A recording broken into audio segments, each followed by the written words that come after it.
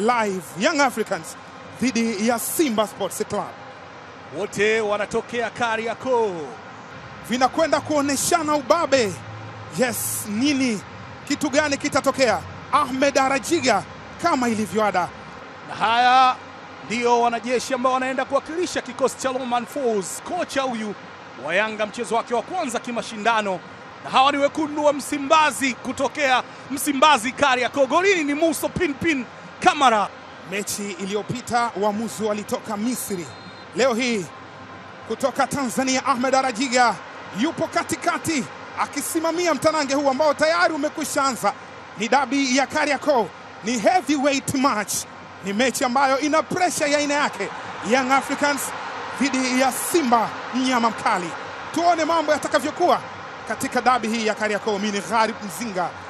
Haya, amecheza mpira kwa kichwa, setup ndani ya box. Shomari Kapombe, Kibu Denis, Prosper umebabatiza na kwenda nje. Ilikuwa nafasi nzuri sana kwa Simba, kwa Kibu Denis.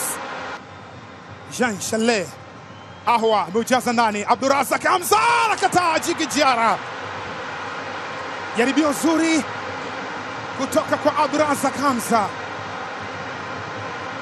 Spear Junior on target ya kwanza, mlengo alikuwa Abdurazak Hamza ambaye alistretch defense kwa upande wa juu na akafanikiwa kupiga bullet eda ile, lakini kwenye mlingoti wa kwanza alikuwepo. Target nzuri, akaluka vilivyo akapiga, lakini Djigui Diarra alikuwepo pale na kuondosha mpira ule. Timu ya taifa ya Guinea. Kibu Denis, Prosper akapita. Kibu Denis amepitisha tena katika nafasi. Kibu Denis imeshindikana.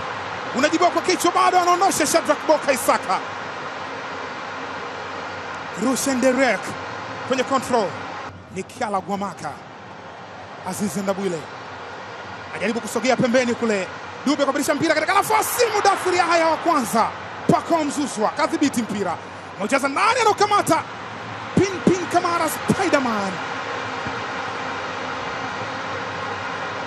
Prince Mpumelelo Dube aliiseti na kuiweka, lakini Mudathir Yahya basi hesabu zake zikakataa. Rejeo la shambulizi, Pinpin Kamara akawa wa kwanza kunyaka ule, tunasema kanyaka kama nyani, akaanguka chini. Ni shambulio la kujibu baada ya kukoswa, na kazi nzuri ambayo imefanywa na mlinda mlango Djigui Diarra. Ulianzia kwa golikipa, akaugusa vizuri, akaiweka kwenye nafasi na akawekewa tena katikati ya walinzi. Amekutana na mlinda mlango, akataka kumbabua, lakini unaweza ukamsifu touch ama setup nzuri. Akataka kumbabua na ameucheza.